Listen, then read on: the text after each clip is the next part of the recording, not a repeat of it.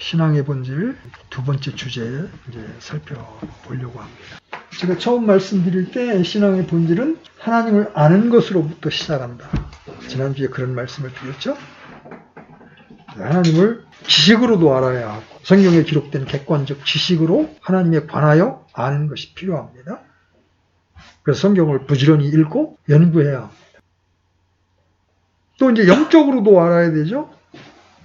성령의 조명을 통해서 말씀을 읽을 때 그 성경 말씀의 실제가 우리 마음에 비춰지는 것. 그래서 하나님은 사랑이시다 그럴 때 그 사랑이 객관적인 지식과 이론으로 남아있는 것뿐만 아니라 어느 날 하나님이 나를 이렇게 사랑하셨구나 하는 그 사랑이 우리 마음에 한번 부어지는 영적인 체험이 필요합니다. 그때 이제 능력이 생기게 되는 거죠.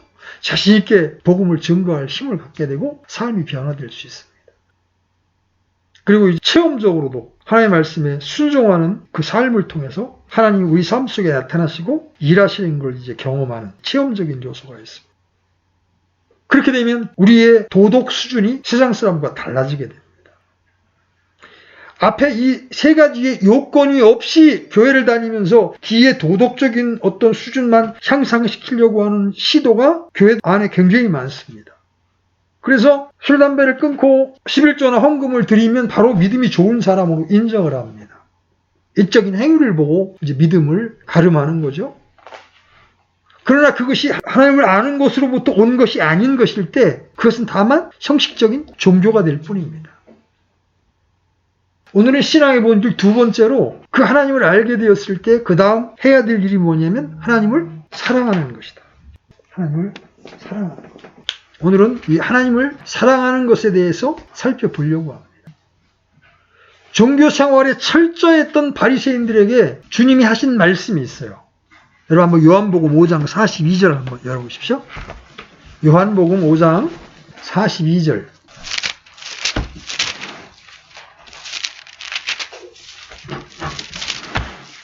찾으셨으면 같이 읽겠습니다. 시작. 다만 내가 너희를 알거니와 너희에게는 하나님을 향한 사랑이 너희 속에 없느니라. 이게 지금 누구한테 한 말이냐면 세리나 창녀와 같은 죄인들에게 하신 말씀이 아니에요. 하나님을 잘 믿는다고 율법을 잘 지킨다고 자부하는 사람들에게 하신 말씀이에요. 우리가 수요일 날 이사야서를 지금 공부하고 있는데 하나님께서 이사야 대언자를 통해서 하나님의 백성인 이스라엘을 책망하시는 기가 막힌 장면이 이사야서 1장 11절로 12절에 나와요. 한번 여러분 이사야서 한번 가보십시오. 이사야서 1장 11절부터 15절입니다. 10절부터 봐야 되겠네요. 10절부터 15절까지 같이 읽겠습니다. 시작. 너희 소돔의 치리자들아 주의 말씀을 들을지어다. 너희 고모라의 백성들아 우리 하나님의 법에 귀를 기울일지어다. 주가 말하노라 너희가 내게 바치는 수많은 희생물이 무슨 소용이 있느냐. 나는 순양의 번제물과 살찐 짐승의 기름으로 배가 부르며 숫소나 어린 양이나 수염수의 피를 기뻐하지 아니하노라. 너희가 내 앞에 보이러 올 때에 누가 너희 손에서 이것을 요구하였느냐. 단지 내 뜰을 밟을 뿐이니라. 다시는 헛된 봉헌물을 가져오지 말라. 분양하는 것은 내게 가정하는 것이요 월삭과 안식일과 집회로 모이는 것을 내가 견디지 못하겠느니 곧 엄숙한 모임 그 자체가 불법이니라. 내 혼이 너희의 월삭과 정한 명절들을 미워하나니 그것들이 내게는 괴로움이니라. 그것들을 감당하기에 내가 지쳤느니라. 너희가 너희 손을 앞으로 펼칠 때에 내가 내 눈을 너희에게 숨기겠으며 참으로 너희가 많이 기도할지라도 내가 듣지 아니하리니 너희 손에는 피가 가득하니라. 이 기가 막힌 말씀이에요. 10절에서 보세요. 소돔의 치리자들아 너희 고모라의 백성들아 이렇게 부릅니다. 이 사람들이 진짜 소돔과 고모라 백성들이에요. 지금 하나님의 책망을 듣고 있는 사람들이? 아니잖아요. 하나님의 백성인 이스라엘 백성에게 지금 너희 소돔의 치리자들아 고모라의 백성들아 이러는 거예요. 오늘날로 치면 우리 교회 다니고 있는 신자인 우리에게 하나님께서 너 개들아 독사들아 이렇게 말하는 것과 똑같은 거예요. 얼마나 모독적인 말입니까 이 말이. 하나님의 백성이 얼마나 하나님에게서 떠나서 중한 죄를 범하고 있으면 하나님의 백성인 이스라엘에게 하나님이 너 소돔의 치리자들아, 너 고모라의 백성들아. 여러분, 소돔과 고모라는 하나님 앞에 죄가 너무 많아서 10명의 의인이 없어서 하늘에서 내려온 불과 유황으로 멸망을 당한 도시, 앞으로 장차 멸망을 당할 도시의 본으로 보여진 도시가 소돔과 고모라잖아요. 그런데 보세요. 11절부터 보면 이 이스라엘 사람들이 할 짓은 다 해. 봐요? 그들은 꼬박꼬박 헌물을 드립니다. 희생 헌물을 드립니다. 뭐 소, 염소, 어린 양, 수소의 피, 다 헌물을 드립니다. 하나님이 뭐라 그래요? 냄새도 맡기 싫다. 그뿐입니까? 꼬박꼬박 모입니다. 월삭이라는 말이 초하루야. 매월 초하루마다 이스라엘 백성들은 모였습니다. 안식일마다 모였습니다. 1년에 3차례 중요한 절기 때는 예루살렘의 남자들은 다 올라와서 하나님께 경배 드려야 했습니다. 그런데 하나님이 뭐라 그래요? 그런 모임 자체가 불법이다. 근데 희생 헌물을 드리는 거, 모이는 거, 그 다음에 기도하는 거, 이거 다 하나님이 명령하신 거예요. 여러분이 레위기와 민수기를 읽어보면 하나님 이스라엘 백성들에게 다 요구하신 거예요. 그런데 지금 무슨 이유인지, 야, 헌물, 니들이 드리는 헌물, 나 지긋지긋하다.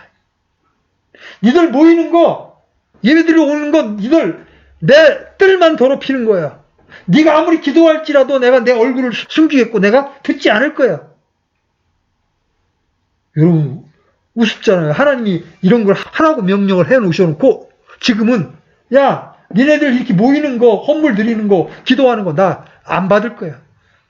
나 지쳤어 이제. 니들 이런 거에 지쳤어. 이렇게 말씀하시는 거예요. 그 이유가 뭘까요? 헌물 자체가 문제일까요? 드리라고 했는데, 하나님 명령하셨는데. 그러면 헌물 자체가 아니라 뭐가 문제예요? 헌물을 드린 사람이 사악하면 하나님 그 헌물을 안 받으신다는 거죠. 보세요. 노름에서 딴 돈을 헌금으로 드리면 그 헌금 하나님 받으시겠어요? 안 받으시겠어요? 안 받는다. 사창가에서 몸을 판 돈으로 번 돈을 그래도 하나님께 헌금을 드리는 겁니다. 하나님 안 받으신단 말이에요. 예배 마찬가지죠? 하나님을 존중함이 없이 습관적 종교적으로 와서 있는 거 하나님 받으실 수 없다는 거예요. 기도에서 내가 내 유익이나 취하려고 하는 기도, 내 뜻을 하나님께 굴복시키려고 하는 기도가 아니고 하나님의 뜻을 발견하려고 하는 기도가 아니고 내 필요만을 구하면서 하는 기도, 내가 듣지 않겠다. 결과적으로 하나님이 이스라엘 백성들이 드리는 이 모든 것들을 왜 안 받으세요? 이스라엘 백성들 안에 하나님을 사랑함이 없는 거예요. 그냥 종교적인 형식, 하나님이 하라고 한 거니까 의무적으로 행하는 이런 것들에 대해서 하나님은 내가 지쳤다. 내가 이제 못 견디겠다. 이게 두려운 말씀이에요. 그러면 성경에서 말하는 하나님을 사랑하는 것의 의미가 뭡니까 도대체?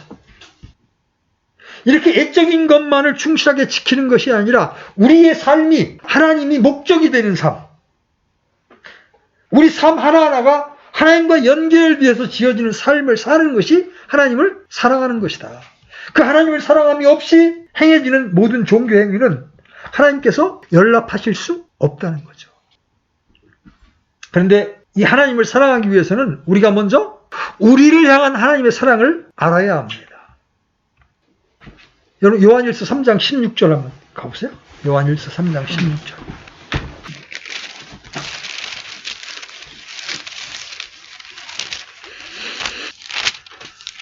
같이 읽겠습니다. 시작. 하나님께서 우리를 위해 자신의 생명을 내어놓으셨으므로 이로써 우리가 그분의 사랑을 깨닫나니 우리가 형제들을 위해 우리의 생명을 내놓는 것이 마땅하니라. 자, 앞부분에 보면 하나님께서 우리를 위해 자신의 생명을 내놓으셨. 이로써 우리가 그분의 사랑을 깨닫는다. 이렇게 말씀하고 있어요. 자, 보세요. 로마서 말씀에 이런 말씀이 있어요. 의를 위하여 죽으려는 자가 없고, 여러분 누가 의롭다고 해서 그 사람을 위해서 죽을 수 있어요? 없죠. 여러분이 각각 지지하는 후보가 있을 터인데 여러분 그 사람을 위해서 죽을 수 있어요? 없어요. 자, 선한 사람을 위하여 죽으려는 사람은 혹 있을지라도, 그제? 그 사람이 정말 나한테 내가 어려울 때 간을 떼서 이식을 시켜주고 내게 선을 행했다면 그 사람이 어려울 때 내가 그 사람을 위해서 목숨을 내놓을 각오를 할 사람은 혹 있을 수 있습니다. 그렇죠? 그런데 예수님이 우리를 위하여 생명을 내어놓으실 때는 우리는 어떤 존재였어요? 하나님과 원수된 죄인이었을 때.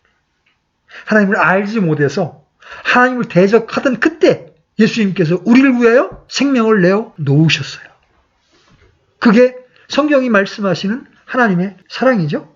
요한복음 3장 16절 하나님께서 세상을 이처럼 사랑하사 그분의 독생자를 주셨으니 그 세상 안에는 우리 한 사람 한 사람이 다 포함되어 있잖아요. 또 요한일서 4장은 이렇게 말씀하십니다. 그 옆에 9절 10절 보세요. 9절 10절 요한일서 4장 9절 10절 같이 읽습니다. 시작.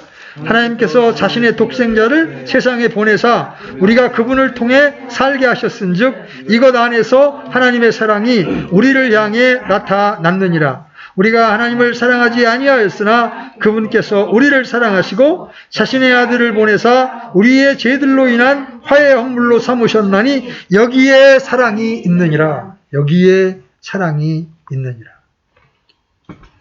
여러분, 이 사랑이 복음을 들을 때 또는 성경을 읽을 때 성령을 통하여 우리 마음에 부어지는 것이 구원이에요. 아, 하나님께서 나를 이렇게 사랑하셨구나. 죄인인 나를 영원한 형벌로부터 건지시기 위해서 죄 없으신 하나님의 아들을 이 땅에 인간의 모양으로 보내서 내 대신 십자가에서 모든 저주를 받으시고 내 모든 죄를 처리하신 후에 지옥까지 내려가셔서 나를 위한 모든 이 죄값을 지불하셨구나. 이걸 마음으로 깨닫게 될 때 그때 하나님의 사랑이 내 마음에 부어지는 거예요. 그런데 이렇게 하나님의 사랑이 성령을 통하여 마음에 부어진 사람들이 해야 할 일이 뭐냐면 바로 그 하나님을 사랑하는 거예요.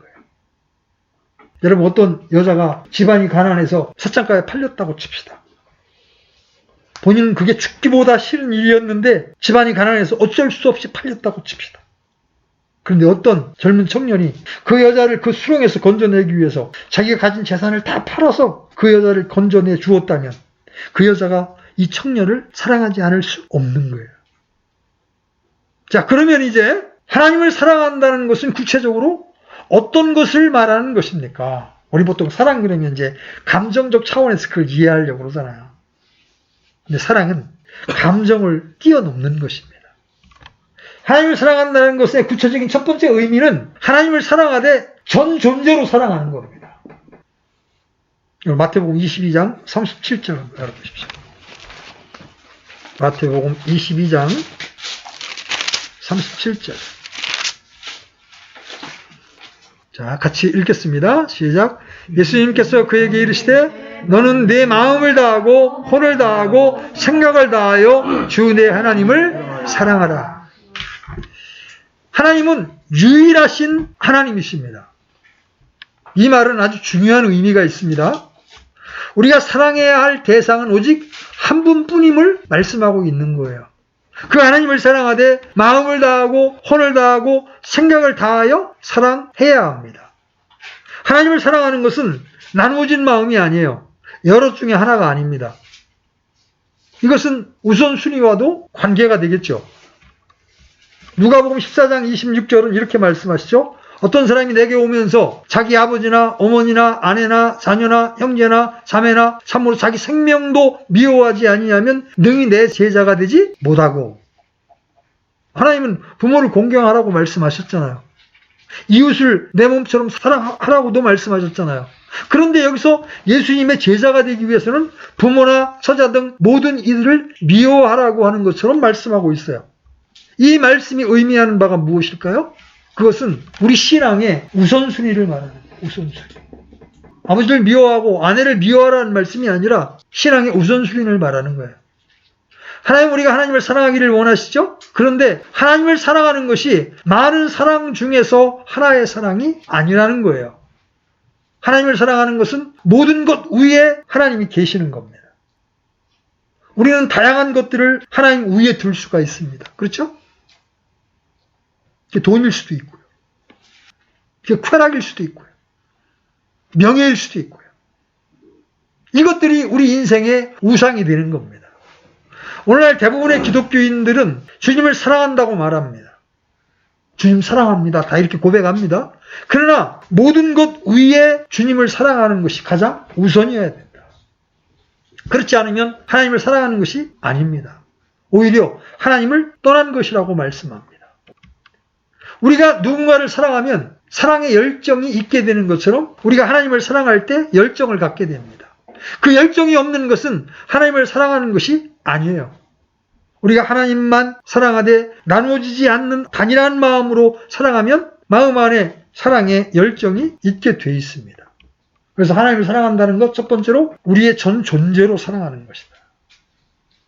둘째, 하나님을 사랑하는 것은 하나님께 삶의 주도권을 드리는 것이다. 하나님을 사랑하는 것이 마음으로부터 우러나는 것이어야 하고 우선순위의 문제라면 우리는 우리의 주도권을 하나님께 드려야 합니다. 하나님을 사랑한다고 하면서 주도권을 주님께 드리지 못하면 절대로 하나님을 사랑할 수 없어요. 그래서 예수님은 가족에 대한 주도권을 주님께 드리고 주님을 쫓으라고 말씀하십니다. 우리 안에서 주도권을 갖는 그것이 우리 삶의 주인 노릇을 하는 겁니다. 그렇죠? 많은 사람들이 입술로는 하나님을 사랑한다고 말하지만 여전히 하나님께 주도권을 드리지 못합니다. 우리는 우리의 주도권이 누구에게 있는지를 조사해 보아야 합니다. 우리가 반응하는 것을 살펴보면 알 수 있습니다.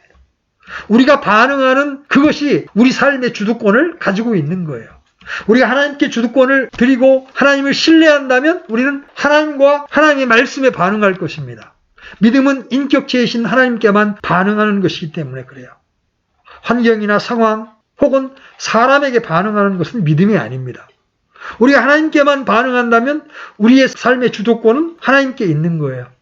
그분이 힘이시기 때문에 그분으로 인하여 기뻐하고 감사하며 문제 앞에서도 그분께 기도하는 거예요. 이제 여러분에게 묻습니다.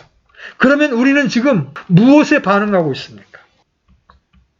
여러분이 지금 염려하고 있는 것이 무엇인지를 살펴보십시오. 여러분을 자주 낙심케 하는 것이 무엇입니까? 돈입니까? 명예입니까?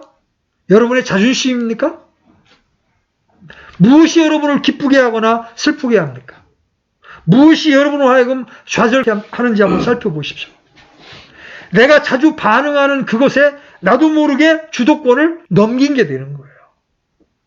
그것이 무엇인지를 여러분 살펴보십시오. 그것이 하나님께로부터 온 것이 아니라면 그것이 내 삶의 우상이 되는 겁니다. 돈도 명예도 자존심도 이건 우상이 되는 거예요. 자기 자신의 야망에서 나오는 자신의 명성이 그 하나가 될 수 있습니다. 그렇다면 사람의 평가를 의식하고 그것에 심하게 좌우되는 거예요. 하나님이 나를 어떻게 평가하느냐는 관심이 없습니다. 사람이 나를 어떻게 평가하느냐에 너무 민감하게 반응합니다. 그러면 그 사람은 명예라고 하는, 명성이라고 하는 것에 주도권을 지금 내어주고 있는 겁니다. 그럼 어떻게 돼? 사람들의 평가를 좋게 끌어내기 위해서 노력을 하게 됩니다. 그렇죠? 내가 지금 관심을 주고 반응하는 것이 물질일 수 있어요. 그래서 물질적으로 풍요하면 기쁨이 넘치지만 물질적으로 어려움이 있을 때 낙심하고 좌절합니다. 물질이 필요 없다는 말이 아니에요. 우리가 현대를 살아가면서 물질은 절대적으로 필요합니다. 그러나 물질의 필요를 아시는 하나님을 신뢰하지 못하는 것은 불신이라는 거죠. 성경은 하나님께서 우리의 모든 필요를 아신다고 말씀하십니다. 뭐 오해하지 마십시오. 내가 두 손 놓고 가만히 있어도 하나님이 알아서 공급해 주신다는 말이 아니에요. 내가 삶의 일터에서 그것이 무엇이든 내가 최선을 다해서 노력할 때 하나님은 그 일을 통해서 우리의 필요를 공급해 주신다는 말이죠. 하나님은 우리의 필요를 아십니다. 그러므로 우리 인생의 주도권을 하나님께 드리고 필요를 채우시는 하나님을 신뢰함으로 나아가야 되는 거예요.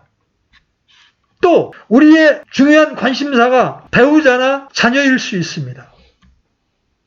그래서 배우자나 자녀가 변화되기를 기대합니다.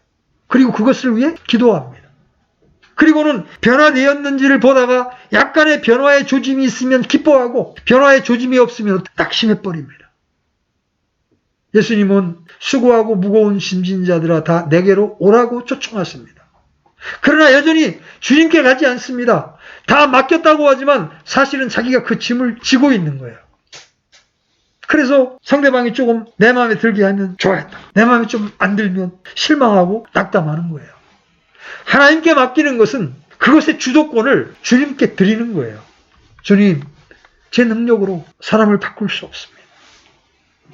아이들조차 제 능력으로 어떻게 할 수가 없습니다. 제가 아이들의 안녕을 위하여 최선을 다해 하나님의 말씀으로 권면하겠지만 저들을 바꿔주시는 것은 하나님이심을 믿습니다. 하고 그분께 맡겨드려야 그 안에 내적인 평안이 있는 거예요. 그리고 전지전능하신 주님께서 당신의 때에 이루실 것을 신뢰하며 주님께 반응을 하는 것. 이게 바로 하나님께 주도권을 드리는 거예요. 하나님을 사랑하려면 이러한 주도권을 드리는 삶이 되어야 합니다.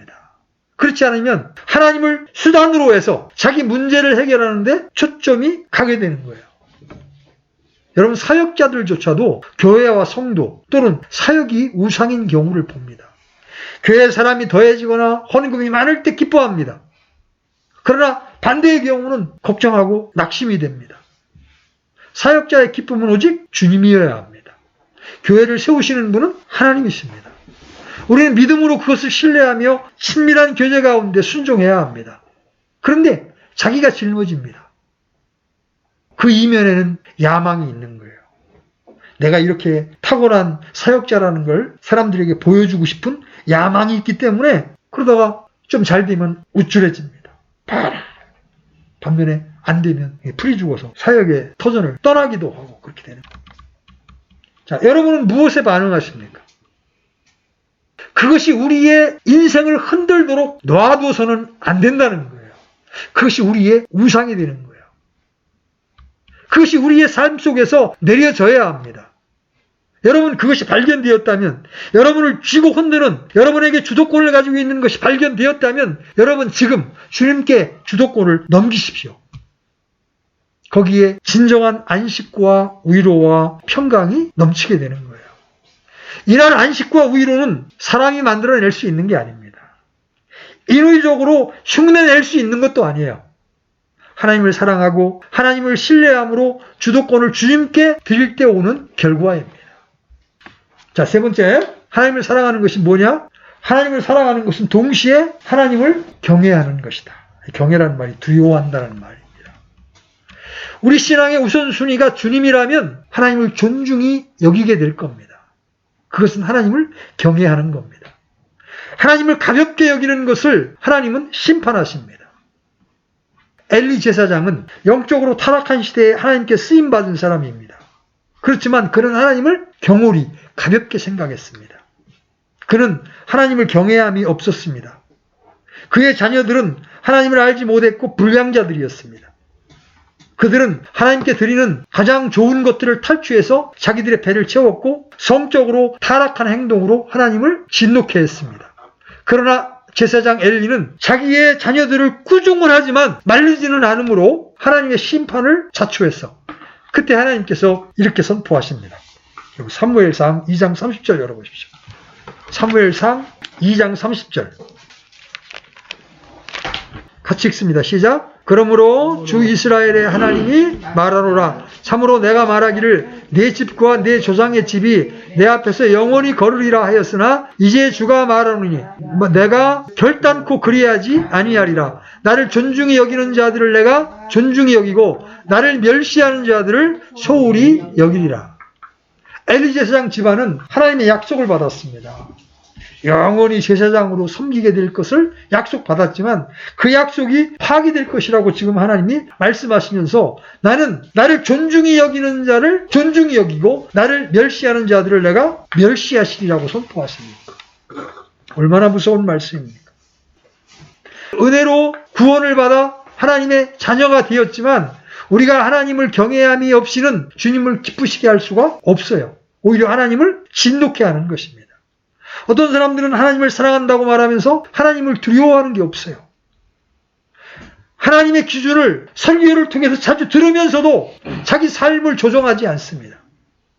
그것은 방종이에요. 그것은 하나님을 가볍게 여기는 행위이고 하나님을 멸시하는 행위입니다. 하나님을 경외한다는 말은 하나님을 두려워한다는 말이에요. 여러분 상대방에게 존경심을 가지면 여러분 그 사람 앞에 이게 자리할 때도 어떻게 자리해요? 딱 의자대 뒤를 탁 접히고 이렇게 해요? 그 사람에게 어떤 경외심이 있으면 무릎을 딱 꿇고 겸손한 자세를 취하게 되어 있잖아요. 하나님을 두려워한다는 것은 하나님의 하나님 되심으로 인하여 그분의 주권 아래 기꺼이 순복하는 겁니다. 그리고 그분이 우리에게 보여주신 길로 행하는 거예요. 그러나 하나님의 길로 행하는 삶은 하루아침에 되지는 않습니다. 시간이 지나면서 하나님을 알아가면 알아갈수록 그 하나님을 사랑하는 것도 자라나게 되는 거예요. 자, 네 번째, 하나님을 사랑하면 순종하게 됩니다. 순종은 하나님을 사랑하는 것과 밀접한 관계가 있습니다. 여러분 요한복음 14장 23절 열어보시죠. 요한복음 14장 23절.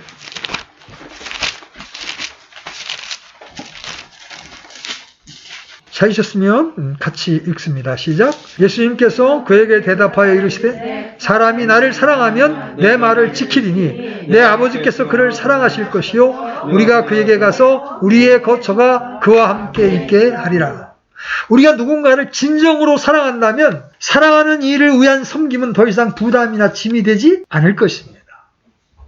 기꺼이 믿음으로 그 일을 감당하려고 할 것입니다. 우리가 하나님을 사랑할 때에만 기꺼이 주님께 순종할 수가 있어요. 여러분, 부모들이 왜 뼈골 빠지게 자식들을 위해서 수고합니까? 왜 그럴까요? 사랑하기 때문에. 그렇죠? 우리가 하나님을 사랑하면 그분의 명령을 기쁨으로 순종할 수 있는 거예요. 그때 주님은 사랑하셔서 우리를 거처를 삼으시고 주님 자신을 우리에게 더 깊이 보여준단 말이에요. 그러면 주님을 더 알게 되죠? 주님을 더 알게 되면 우리는 주님을 더욱 사랑하게 되는 거예요. 하나님 우리가 순종하되 온전한 순종을 원하십니다. 선별적인 순종은 참된 순종이 아니에요. 여러분, 선별적으로 순종했다가 망한 이스라엘의 왕이 있죠? 이스라엘 초대 왕 사울. 하나님께서는 사울에게 아멜렉이라고 하는 족속을 진멸하기를 원하셨죠? 근데 그는 몇 마리의 아주 괜찮은 짐승들과 아멜렉 왕 아각을 남겼습니다. 그런데 하나님은 그것을 불순종이라고 평가했습니다. 그리고 그 불순종 때문에 사울은 하나님께 버림을 받게 됩니다. 물론 우리 모두가 100% 순종하여야 버림받지 않는다는 말이 아니에요. 우리가 얼마나 하나님의 말씀을 존중하려는 자세를 가지고 있는가의 문제를 말하고 있는 겁니다. 하나님은 우리의 중심을 아십니다. 우리가 주님을 사랑하면 기꺼이 주님의 말씀에 순종하려고 합니다. 이것은 하나님을 사랑하는 마음에 따라 나오는 기본 자세예요. 주님을 사랑한다고 하면서 순종하지 않는 것은 모순입니다. 근데 우리가 이렇게 순종하기 어려운 이유가 뭘까요? 오늘 우리가 나누는 말씀에 의하면 하나님을 사랑하지 않기 때문입니다. 오늘날 많은 사람들이 신앙생활이 어렵다고 말하는 이유 중에 하나도 바로 이것입니다. 우리가 주님을 사랑한다면 기꺼이 하나님의 말씀에 순종할 것이고 그것이 무거운 짐이나 고역이 아니라 오히려 기쁨이 될 거예요. 하나님은 신자들에게 온전한 순종을 원하십니다. 어떻게 순종이 가능해요? 하나님을 사랑하지 않으면 절대로 불가능하다. 사랑 없이 순종할 수 없다. 주님의 명령과 규례와 법도는 하나님을 사랑하는 사람에게 더 이상 무거운 짐이 되지 않습니다. 오늘날 많은 사람들이 신앙생활을 무거운 짐으로 여깁니다. 오늘날 예수 믿는 것이 어렵다고 생각하는 이유 가운데 하나는 신앙을 명령과 규례와 법도를 지키는 것으로 이해하기 때문입니다. 그래서 신앙을 할 때 행위를 먼저 생각합니다. 그러므로 신앙이 무거운 짐이 되는 거예요. 우리가 주님을 열정적으로 사랑한다면 기꺼이 주님께 복종하기를 원할 것입니다. 우리의 순종은 주님을 향한 열정에서 나와야 합니다. 어떤 보상이나 처벌에 대한 두려움 때문이 아니라 내가 사랑하는 분을 기쁘게 하기를 원하는 그 마음에서 하나님을 경외하는 마음에서 기꺼이 주님의 일에 기쁨으로 순종하는 것이어야 된다는 거죠. 자, 다섯 번째, 주님을 사랑한다는 것은 형제를 사랑하는 것을 말합니다. 하나님을 사랑하면 형제를 사랑하게 됩니다. 자, 요한일서 4장 20절로 21절 자, 같이 읽겠습니다. 시작. 어떤 사람이 나는 하나님을 사랑하노라 하고 자기 형제를 미워하면 그는 거짓말하는 자니 자기가 본 자기 형제를 사랑하지 아니하는 자가 어찌 자기가 보지 못한 하나님을 사랑할 수 있으리요. 하나님을 사랑하는 자는 또한 자기 형제를 사랑하라는 이 명령을 우리가 그분께 받았느니라. 여러분, 구원받았다고 하는 것은 형제가 되었다는 거예요. 그죠? 한 아버지를 두었다는 거예요. 한 아버지를 둔 형제끼리 사랑하지 않아. 그래서 김주원이와 김주현이가 형제인데 서로를 사랑하지 않아. 괴상한 거죠. 그죠? 교회 안에서도 마찬가지예요. 조금씩 의견이 다를 수 있어요. 그런데 조금 의견이 다른 것을 이유로 막 모임이 깨지고 막 그럽니다. 킹제임 진영 안에서도 일어났잖아요. 보수적 성향을 가진 형제들과 진보적 신앙을 가진 형제들이 다퉈가지고 교회가 쪼개집니다. 여러분, 기독교인은 하늘의 생활 방식을 가진 사람들이에요. 이 땅에서의 일에 목숨을 걸 일이 아니에요. 각자의 판단이 있지만 궁극적으로 우리의 생활 방식은 하늘에 있어요. 우리는 하늘의 백성이야. 이 땅은 어차피 하나님의 진노 아래, 심판 아래에 있어요. 거기에 목숨을 걸고 싸우다가 교회가 찢어지기도 합니다. 또 어떤 형제는 여기 교회를 살살 염탐하다가 모여있는 사람들 수준을 보니까 시시하네 이러면서 교회를 떠나서 나홀로 신앙을 합니다. 그건 형제를 사랑하는 태도가 전혀 아니에요. 하나님을 사랑하면 형제를 사랑하게 되어 있습니다. 그가 구원받은 하나님의 사람이라고 말하면 일단 품으려고 합니다. 왜? 내 피부치니까. 여섯 번째, 하나님을 사랑하는 것은 하나님을 전 존재로 의지하는 것입니다. 우리가 누군가를 사랑한다면 사랑하는 사람의 말과 행동을 믿게 됩니다. 그렇죠? 사람 믿을 존재가 아니라 그렇게 믿었다가 신세를 남기는 경우도 종종 있죠.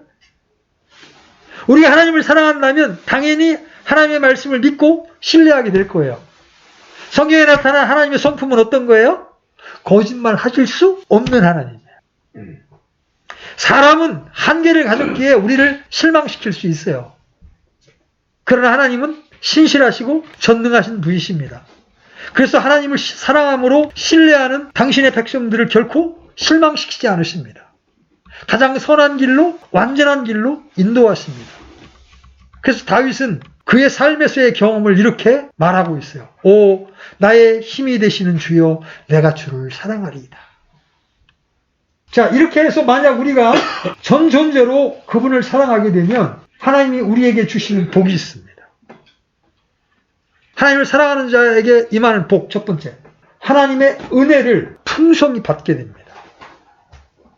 에베소 6장 24절 보십시오. 에베소 6장 24절.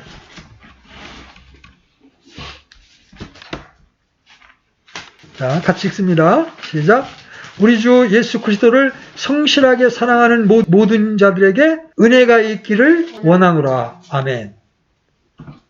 예수 그리스도를 성실히 사랑하는 모든 자들에게 은혜가 있기를 원한다고 지금 사도 바울이 축도하고 있어요. 하나님을 사랑하는 자에게 하나님의 은혜가 풍성히 임하게 된다. 아들들이 둘 있지만 누구를 더 이뻐하게 돼? 내 말을 잘 듣는 사람을 이뻐하게 되는 거야. 인지상정이잖아요. 말끝마다 말 대답하고 신경질 내고 그러면 자식이니까 호적에서 파낼 수는 없어도 잘 대화가 안 되는 거예요. 교제가 잘 안 되는 거예요. 하나님을 사랑하면 하나님께서 우리에게 은혜를 풍성하게 부어주신다. 자, 두 번째, 하나님을 사랑하는 자에게 임하는 복이 뭐냐?